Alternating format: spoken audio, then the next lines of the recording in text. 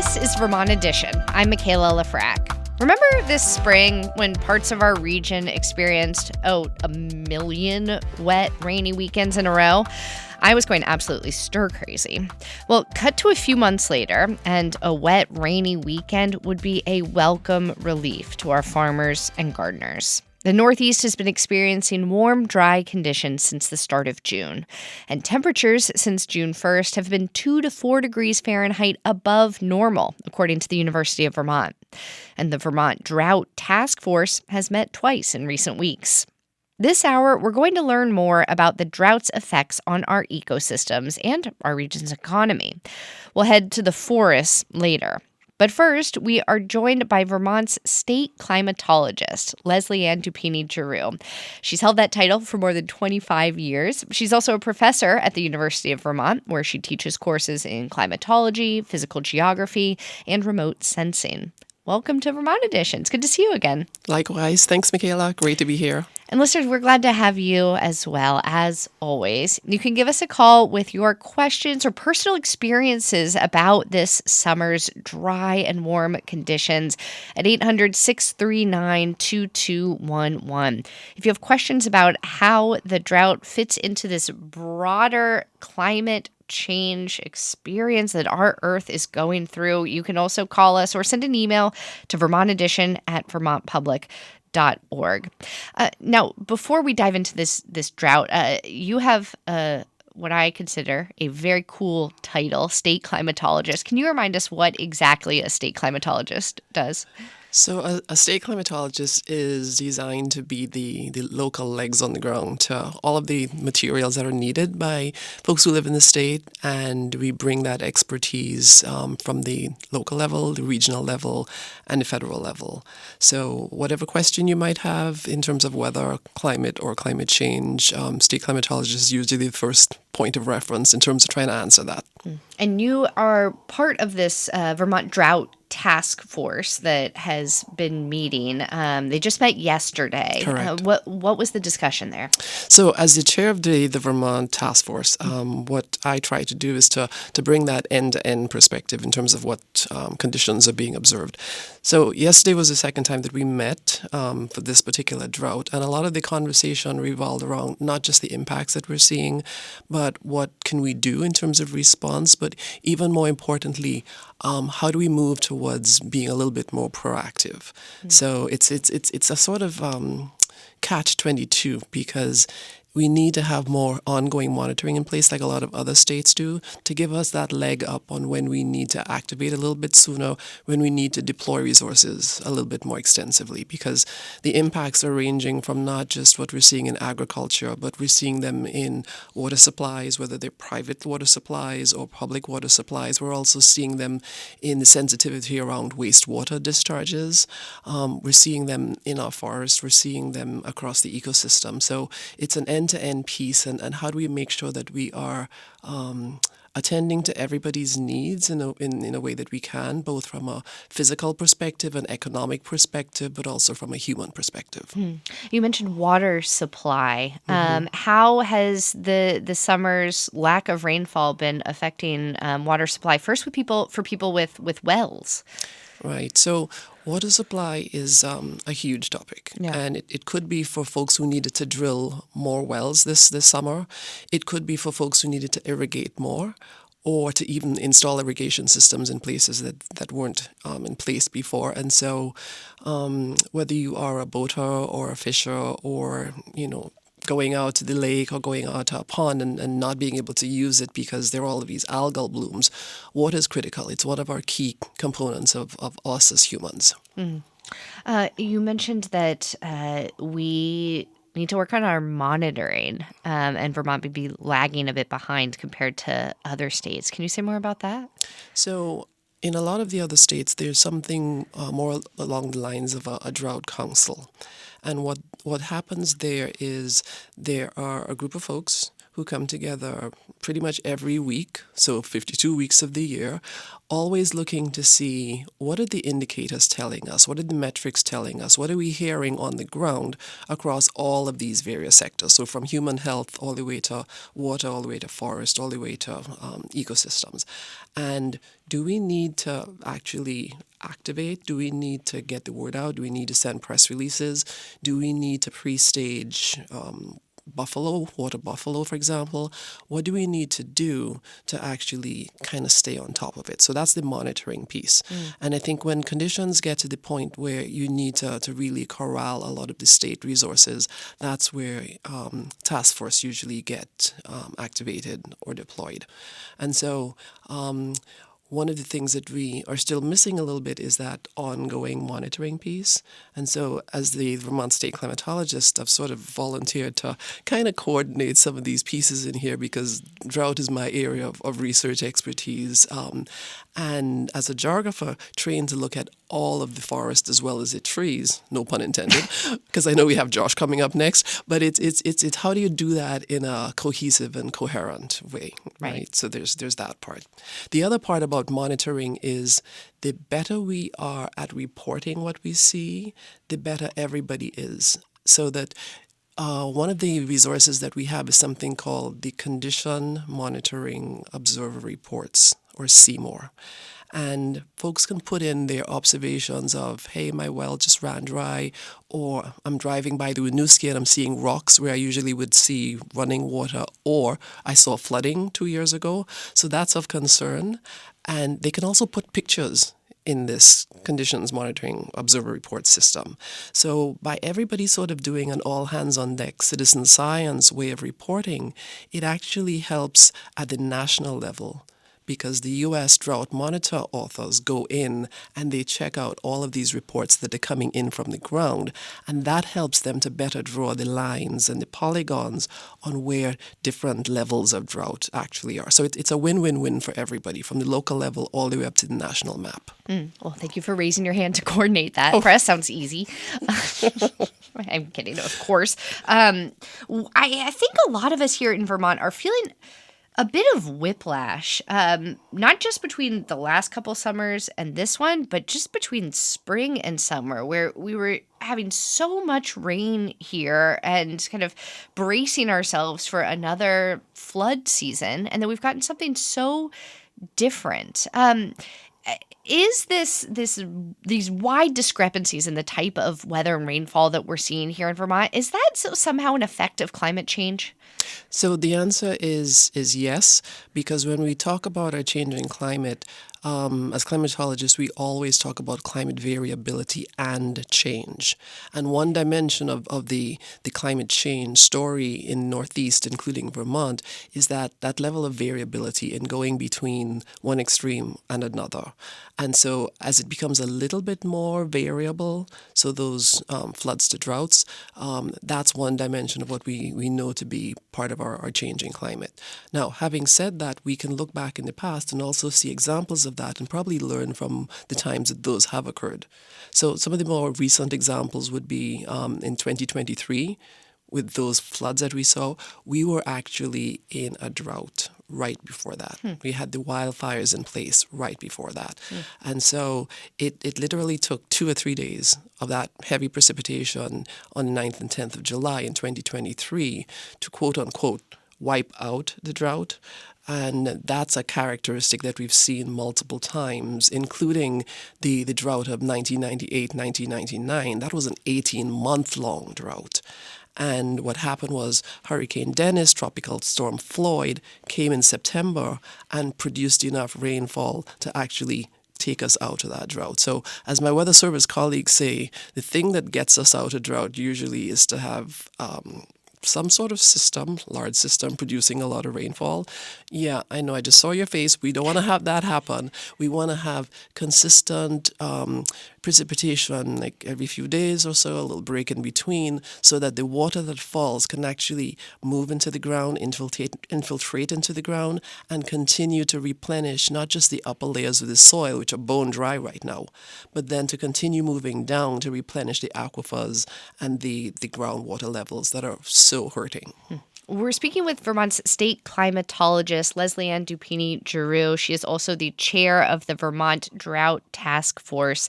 You study droughts closely, and there are, if I'm remembering correctly, are there 5 different types? Six. 6. Okay. Six. What are we in right now? So we are in all of them, actually. Oh, great. So I know, sorry. So we're in meteorological drought because we're not getting the rainfall. We're in agricultural drought because our soils are drying out. We are in hydrologic drought because our wells are running dry and our lake levels are low. We are in socioeconomic drought because we have prices that are being affected. We have farmers who need to buy hay and feed, and so there's a socioeconomic piece. And most importantly, we're also in a flash drought. And flash droughts are the ones that can either start quickly and or intensify quickly. And that's the part that is critically important for us to remember, that flash droughts are a sort of newer phenomenon, and that's why we need to do that additional monitoring. So, and then the last one, of course, is ecological drought, which means that the drought is so severe and ongoing that the landscape is actually changing. And that, for me, as a climatologist, is perhaps one of the scariest things to study and to understand, because it means things like some critters will no longer come back. Some streams will no longer have water in them. And so Permanently. Correct. Even if we get that big Correct. rainfall that you were talking Correct. about. Yes, and that's why ecological drought, which is perhaps the newest form of drought that we understand, is the one that needs the most attention. I was out on Lake Champlain a couple days ago over the long weekend, and it was quite shocking to see the water levels compared to the water marks that Right. ring much of the lake's cliff sides. Right. What other types of markers, visible markers of this drought have you been seeing? So that's my go-to marker. Yeah. Because it collects all of the moisture and the rivers and lakes and streams draining on the western side of the state, right? So that's my go-to marker. But other markers include things like how many wildfire alerts have we seen, right? How many times has my husband mowed the lawn? That's another marker, right? And so I drive by some golf courses and I look to see those ponds, to see whether they have shrunk, whether they now have blooms on top. Those are some other markers for me. So I use a lot of the biophysical features of the landscape to put all these different pieces together. Algae blooms in Lake Champlain are often a frustrating hallmark of the summers here. Are those cyanobacteria that cause the algae blooms, do those thrive or suffer in these types of conditions? They thrive because the water temperatures are higher and the water levels are lower, and so you tend to see more algal blooms during drought conditions. Difficult news all around. Though folks such as yourself are on this Vermont Drought Task Force trying to figure out how to make the state more resilient towards this current and future drought conditions. What's coming next for the task force? What's your next big project that you want to be focused on? So I think we've got a number of prongs to answer that, and part of it has to do with what's the most effective use of all of the wonderful expertise that we have on the task force itself. How do we parse out all of the impacts that we're hearing right now and start to create more of an ongoing monitoring system? And to address that, I have a number of colleagues working at Cornell who are putting together a drought dashboard for me. And it's going to be sector-based, and it will allow the various sectors that we are working with to actually see how drought conditions are playing out in their specific sector, but also be accessible to all Vermonters to keep a tab on some things that are just coming down the pike. Because it would be great to use this 2025 drought to kind of shift the dynamic a little bit and to raise the level of awareness on how to be better prepared and how to adapt for some of these changes. Well, we're glad you're doing this work. State climatologist and chair of the Vermont Drought Task Force, Leslie Ann Dupini Giroux. Thank you so much for your time today and coming to the Vermont Edition studio. It's always a pleasure, Michaela. Thank you again. If you have been noticing this summer's drought, maybe you've been out on Lake Champlain or it's been affecting your farm or garden or other ways you experience the outdoors, give us a call and tell us about it. 800-639-2211 is our number. You can also send us an email with your stories or questions about the drought conditions to Vermont Edition at vermontpublic.org. We're going to keep talking in just a second, but we do need to pause for one short break. This is Vermont Edition. Stay with us. This show is supported by Odoo. When you buy business software from lots of vendors, the costs add up and it gets complicated and confusing. Odoo solves this. It's a single company that sells a suite of enterprise apps that handles everything from accounting to inventory to sales. Odoo is all connected on a single platform in a simple and affordable way. You can save money without missing out on the features you need. Check out Odoo at odoo.com. That's odoo.com. Welcome back to Vermont Edition. I'm Michaela Lafrac. The maple tree right outside my front door is turning red. Well, red might be a bit of a stretch. It's more of a brownish, burnt umber with a hint of red, I guess I'd say. Fall always sneaks up on me, but this color change does feel even earlier than usual.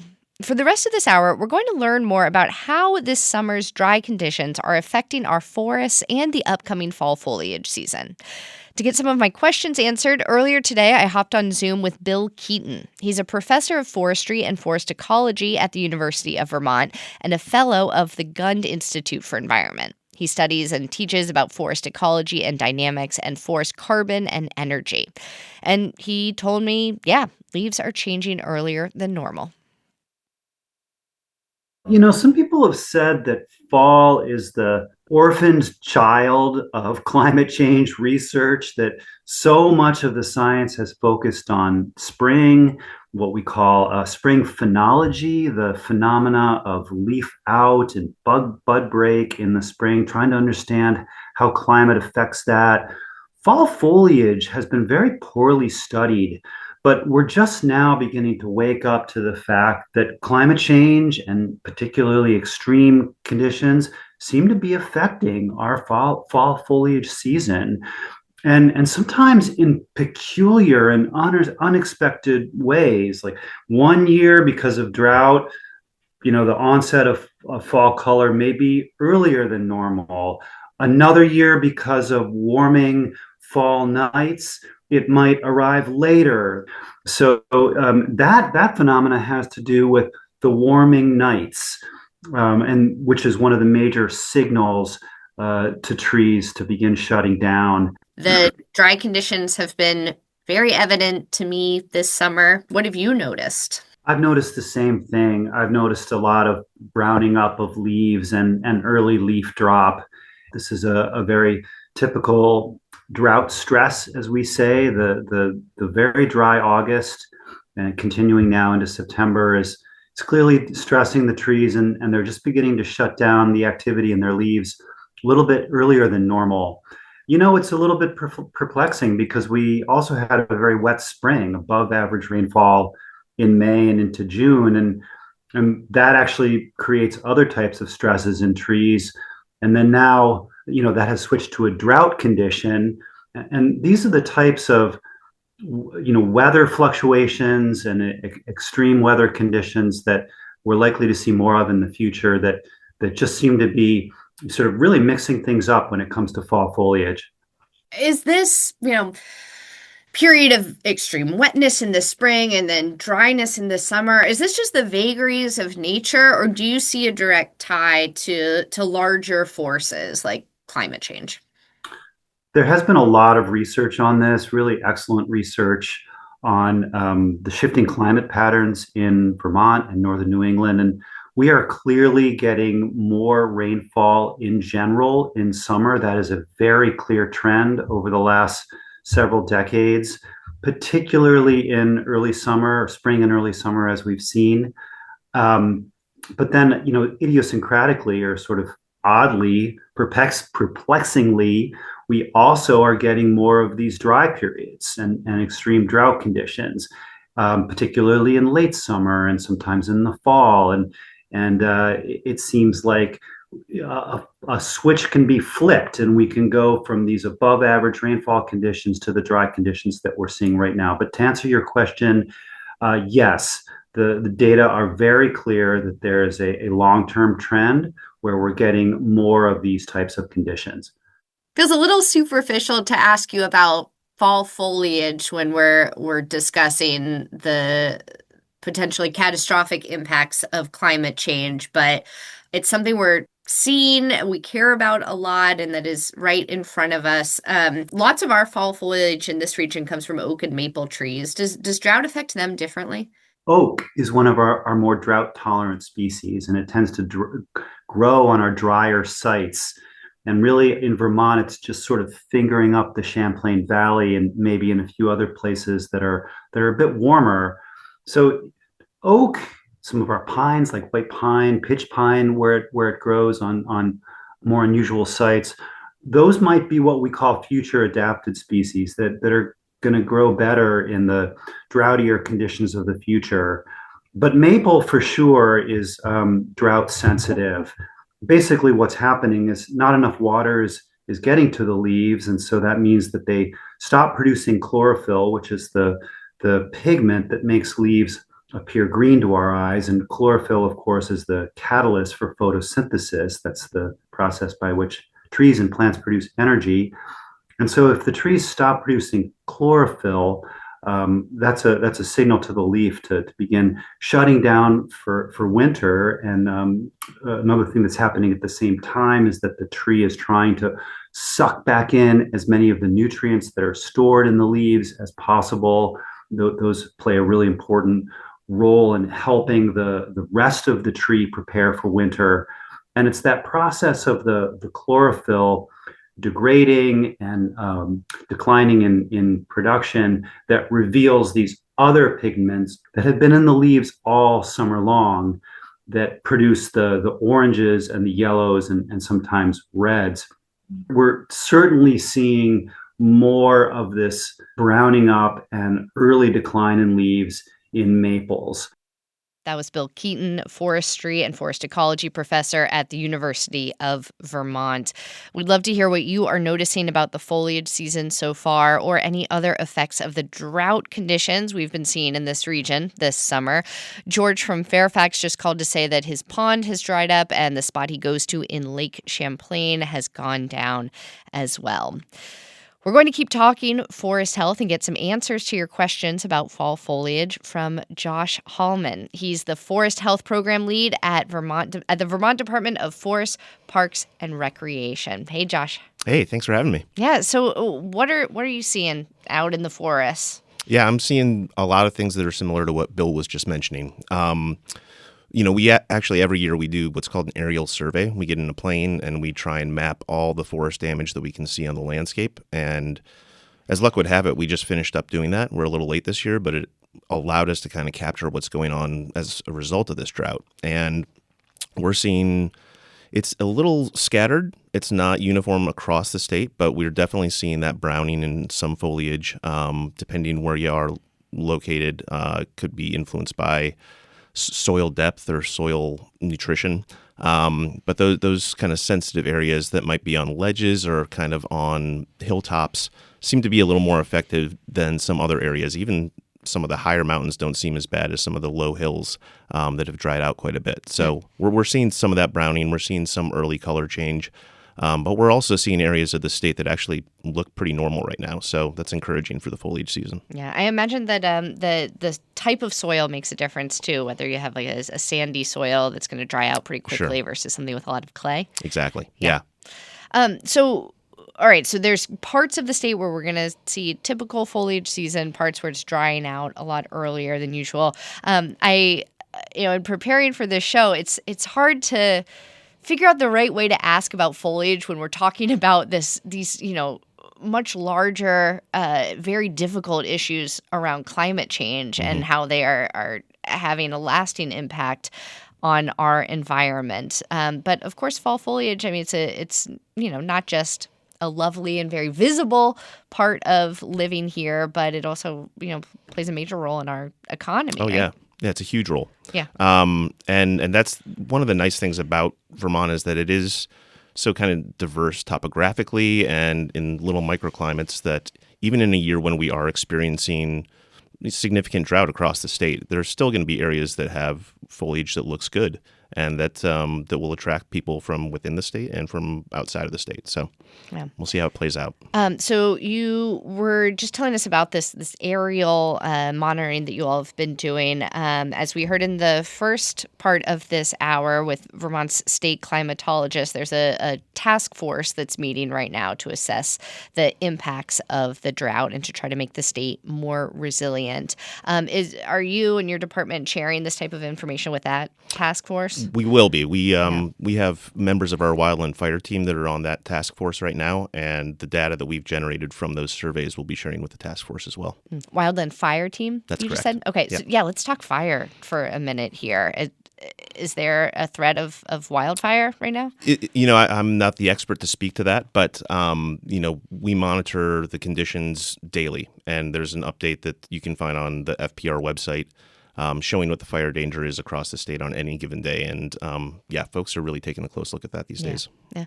Can you tell us a little bit more about how exactly dry conditions, low rainfall stresses trees? What's happening to the tree itself? Sure. Yeah, so trees obviously need quite a bit of water to function properly.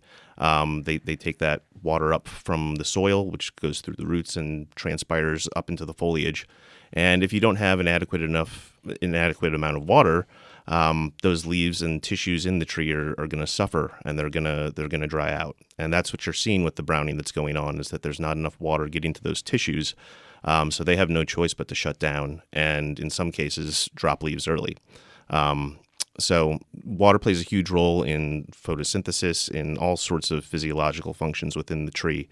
So if you limit this basic building block or basic ingredient in tree health, you're going to have a lot of consequences. Yeah, it might be a bit of a silly question, but as I was saying earlier, we got so much rain early in the season. Is there any way for trees to kind of store that up? I mean, there's no way they could see into the future and know that a drought's coming, but does that in any way positively impact a tree to get all that rain and then go through a drought?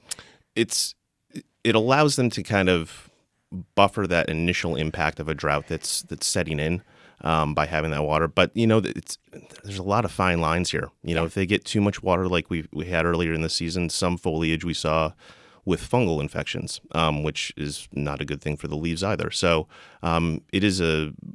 it's a world of nuance in terms of how much water these trees can hold and withstand versus a drought. Yeah, and some trees are better at withstanding drought than others. What about evergreens? How do those do in these type of conditions? That's a little bit of a mixed bag too. Yeah. The thing I'll say about conifer species is that when we see this browning that might be going on in various locations in the state right now, if it's a hardwood species that is used to losing its foliage every year, they can kind of weather that impact. And for a species, whether it's a hemlock or a pine, losing all their foliage due to heavy drought, it's a lot harder for them to come back from that kind of damage because they're not used to dropping their leaves every year and regrowing them in the spring. So it's an extra energy expenditure. So it's more of a challenge for them. Yeah. Well, call in and tell us what you have been seeing this summer as many parts of our region experience drought conditions. 800-639-2211 is our number. Let's go first to Ann in Hubbardton. Ann, you're on the air. Go ahead. Hi, Michaela. Hi. I called in because I live in Hubbardton, and this is considered the Champlain Valley, and we have actually not experienced what a lot of the state did with heavy rains on July 10th again, as usual, and rains in June and July. We have not mowed since June 9th. Wow. And so we've been in a drought for 3 months at this point.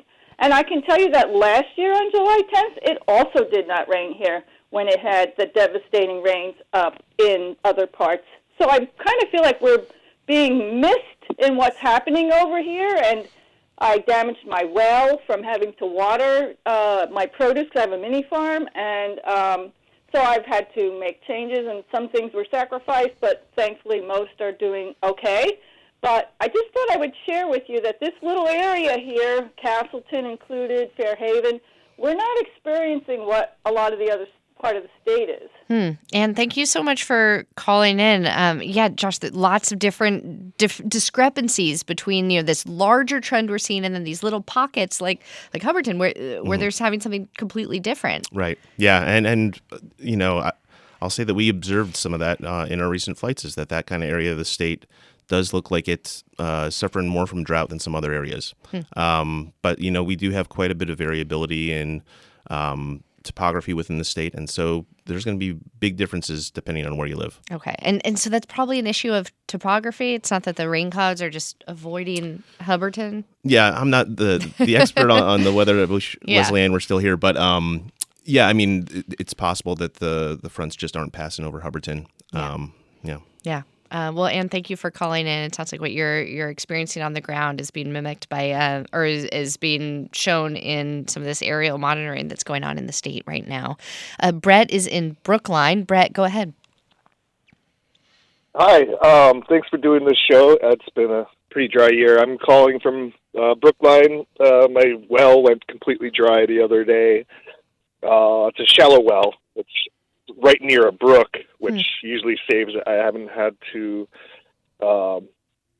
this problem over 10 years. Luckily, there's a line coming out of the wellhead you can put in the brook in emergencies, but there's not much water in the brook either. So I've spent the last 48 hours trying to charge my water system back up, and just completed that task. But it was quite a task. Yeah, what does that involve? Well, the biggest nightmare is getting all the air out of the system. So it's about 60 yards of line underground. There's a series of valves inside the well. You got to shut the downspout valve and then open up the brick line. And no matter what you do or how careful you are, you get air in it. But that's been the worst part of it, is getting the air out and charging the system back up, so you take a shower and flush and all those fun things. Yep. Wow. Well, it sounds like a lot of work, and I appreciate you calling in and telling us what's going on there. The Vermont Department of Health has information about how drought can affect your well and your water supply. You can also see if there are drought conditions in your county using the National Integrated Drought Information System. And you can learn more at healthvermont.gov. We're going to take a short break here, but when we come back, we'll keep talking about the fall foliage season and what we're seeing in our region's forests after this particularly warm and dry summer. This is Vermont Edition. Stay with us. Welcome back to Vermont Edition. I'm Michaela Lafrac. This hour, we are discussing the summer's low rainfall and drought conditions and the effect on our region's forests. It's almost fall foliage season. Will the dry conditions affect the colors we see? Our guest is Josh Howman, the Forest Health Program Lead at the Vermont Department of Forests, Parks, and Recreation. And please call in and tell us what you have been noticing this past summer in terms of the low rainfall. How has it affected the way that you experience the outdoors? Or maybe you're seeing your well supply run dry, or changes to your garden or your farm. 800-639-2211 is our number. You can also email Vermont Edition at vermontpublic.org. Josh, let's jump right back into the phone lines. We have Rick calling in from Adamant. Rick, go ahead. Hi, yes, thanks for taking my call. I didn't get a chance to mention to the call screen what I do when I get airlocks in my system. Let me go back to what I experienced, and then we'll get to how to get the airlocks Let's do it. So I have a gravity feed spring, and when it gets really low and just not enough adequate supply for the house, then I have another spring down about 3/4 mile down the road that is really good. It's never run dry at all. It's always had a good flow. So I take my sap tank down there, fill that up, bring it up, and then I plummet into my spring, shut off the spring valve, and open up the valve from the tank, and so I have good water that way. Now, it invariably gets airlock in it, and I have a force pump, so I make sure I have some water down below so I can pump that water back up through. You have to pump it from the bottom in order to get those airlocks out, and that's very effective in terms of getting rid of the airlock. Rick, thank you so much. That's very useful information, and I think a lot of people are kind of experiencing what you're going through right now too. So thank you so much, Josh. Do you have a well? You going through any of this? We're fortunate that our well is doing pretty well right now. No pun intended. Oh gosh. All right, so let's talk a little bit more about foliage season here. As you mentioned earlier, you've been taking lots of aerial images of the broader region, so you can see where the leaves are starting to change. You said that there's a lot of discrepancies in certain parts of the state. Can you be a little bit more specific? What are you seeing? Yeah, so most of the flights that we take are based out of the Burlington Airport, and so we're flying the Champlain Valley, but kind of as we start our flights. And my impression from the valley had been that drought was all over the place. And the last couple flights that we've had, I was pleasantly surprised that flying down into Bennington County and all the way up into Lamoille County, that there were some really good-looking forests there, despite what the trend has been throughout the state. What we've largely, when we do these flights, we're trying to map pests and pathogens most of the time, but because of the timing of our surveys this year, we actually were able to capitalize on this drought event that's going on. So most of the things that we've been mapping from the air have been has been drought, and we have seen that on ridges, on ledges, and it really is scattered throughout the state. But we've been encouraged by the fact that there have been some areas that still look really good. Even some of our most popular mountains like Camel's Hump and Mount Mansfield, they look great from the air. So there's definitely still some foliage out there that's going to look good this fall. And are you the one that's going up? I participated in it. I was the only one that went up yesterday, so got to see quite a bit of the state. It was great. Yeah. What's that like going up in It's thrilling. It's a four person plane. It's a Cessna 182. We fly with the Civil Air Patrol out of the Burlington Airport there, and we fly a grid across the state and catalog everything that we see on tablets and code it for whatever damage is going on out there. And at the end of the year, we have a estimated acreage of each damage. So it's really helpful in knowing what's going on in the landscape and what's been impacting the forest. So no fear of flying? No, I love it. You can call in, tell us what you're seeing around foliage in your area at 800-639-2211. Josh, you just said that usually these flights you take are very helpful in tracking pests and blight. And there's a number of different types of blight that have been affecting certain species of trees in our region. Give us an update on those. Yeah, so as you mentioned a little bit during the show, we had quite a bit of rain early in the season, especially on the weekends. And in some locations that led to fungal pathogens like anthracnose, which is pretty common on maple species and can sometimes affect oaks. So we saw some of that as well. What we look for from the air, some of the things that we're routinely talking to the public about in the state, things like emerald ash borer, things like hemlock woolly adelgid. So some of these more destructive pests on the landscape. And this year, before the drought set in and we had taken some flights already, we'd seen some evidence of that anthracnose fungi affecting maple species. There's another insect called pear thrips that was impacting those as well. And that we were able to pick up pretty well from the plane. But as the drought came in, that became the dominant damage feature that we were seeing on the landscape. Yeah. It must be tough to see. Yeah. Let's go back to the phones here. We have Joyce also calling in from Hubbardton. Joyce, go ahead. Hi. We've been on the lake for 99 years, sort of, family. We have our boat on a lift, and now we can't, when we put the lift down, we don't have enough water to get our boat off the lift, so we've not been able to take our boat out and enjoy it, and we aren't sure what we're going to do to get it off for the season. Oh, boy, yeah. Any ideas? Not well. We're hoping this rain this weekend, and maybe if we can get enough that we have a friend that might try to pull us off if I sit on the dock and push with my feet from one end and the boat pulls from the other end. We don't know. Well, that's gonna be that's gonna be a sight. I'd like to come watch that one. Yeah, we're hoping we can do something. So so it's affecting us, and we were paddling on Lake Bomazine and paddling on Lake St. Catherine, and both lakes had boats sitting in mud from in front of their cottages because of the low lakes. Yeah, yeah. When I was out again on the lake this weekend, and a lot of mud before you get to that clear water that we're used to on Lake Champlain. Well, thank you so much for calling in. Let's go next to Dean in Charlotte. Dean, go ahead. Yes, hi. Josh, I noticed on some of my trees, particularly the birch trees, that the leaves on the old growth have all died, but on this year's growth, they're still there and green. So is that typical?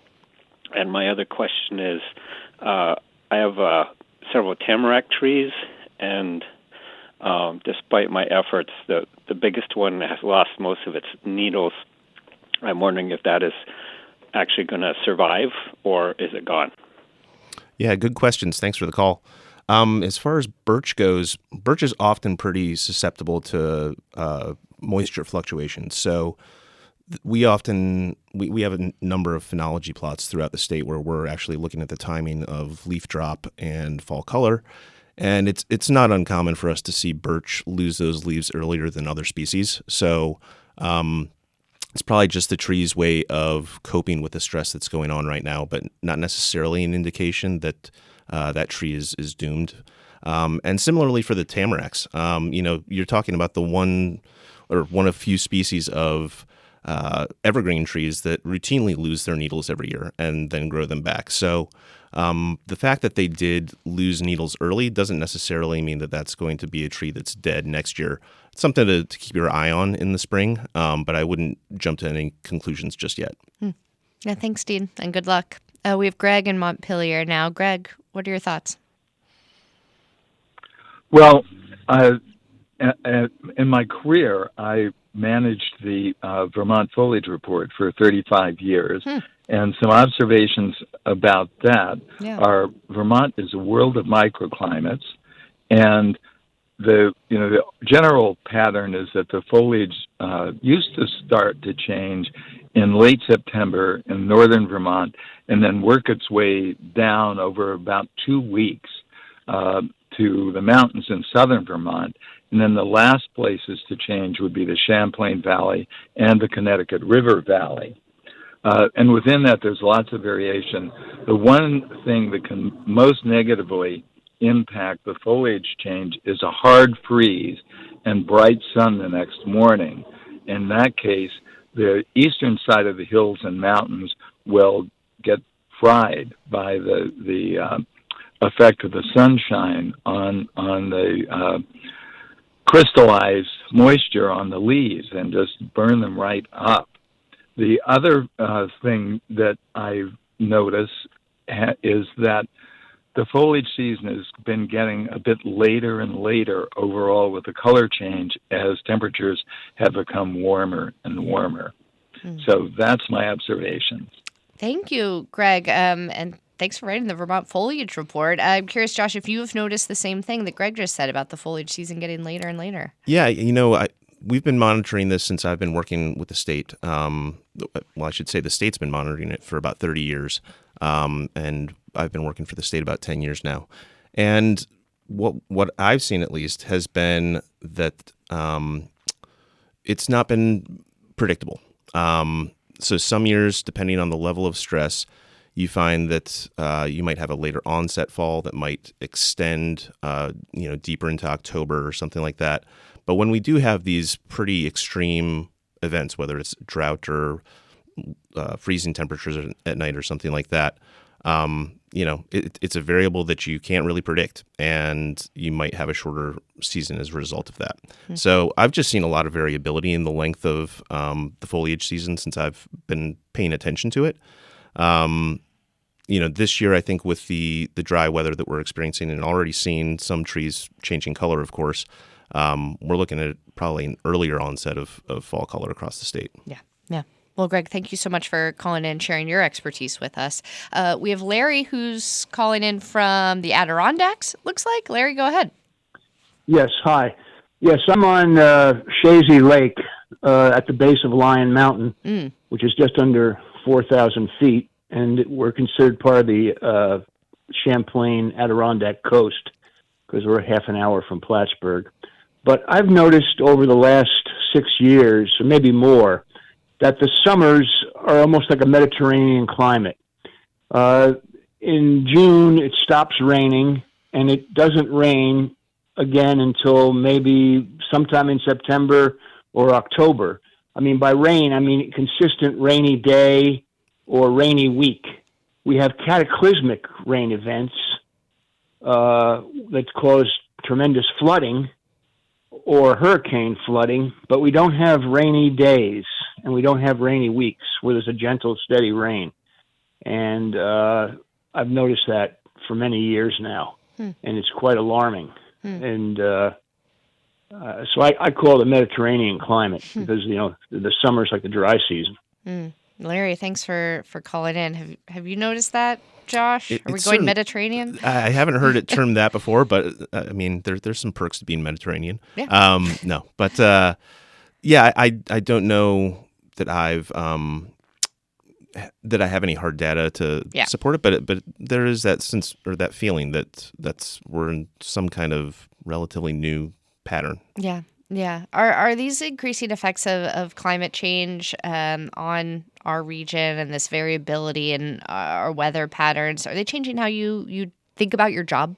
Yeah, a little bit. You know, if you think back maybe 5 years ago, you know, we had a drought that was actually going on for about a year and a half. And for almost 3 decades, we hadn't had an outbreak of this really destructive pest known as spongy moth. And that drought kind of set the stage for an outbreak to actually occur for the first time in the state in 30 years. And so, yeah, these climate change impacts, you know, they kind of cascade and can have bigger effects on the landscape than you'd expect. Yeah.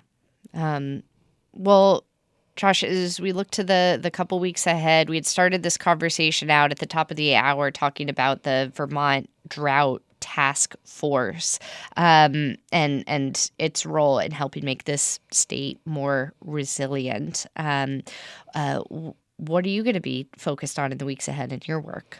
Sure. For our work, what we're doing in terms of the drought is we'll be kind of processing all this data that we've generated from our flights.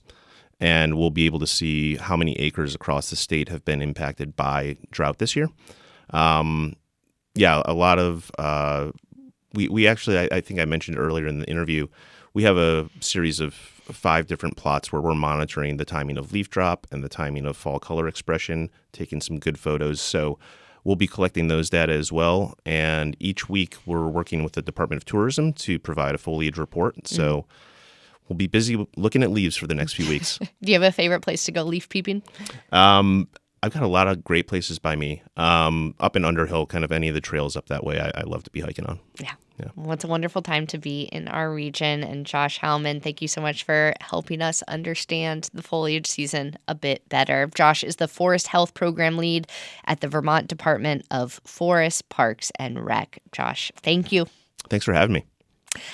All right. Well, that is all the time for this conversation today, but I do want to let you know before we go about tomorrow's show. We're going to be talking to our 2 new music hosts here at Vermont Public, Tad Cautious and DJ Lou. We're going to hear about their long histories with radio and share some of their favorite music.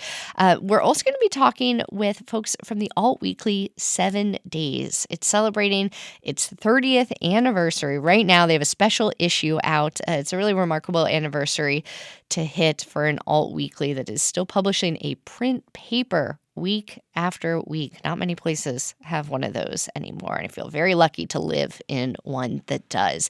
You can learn more about the long 30-year history of 7 Days and how its leaders are thinking about the future of the print publishing industry tomorrow on Vermont Edition. All right, now it really is time for us to go and eat some lunch. Today's show was directed by Aaliyah Papes. John Ahrens is our managing producer. Andrea Lorian and Daniela Fierro are our producers. Our call screener today was Rick Barrett, and our theme music is by Myra Flynn. I'm Michaela Lafrac. Thank you so much for listening, and we will catch up again soon.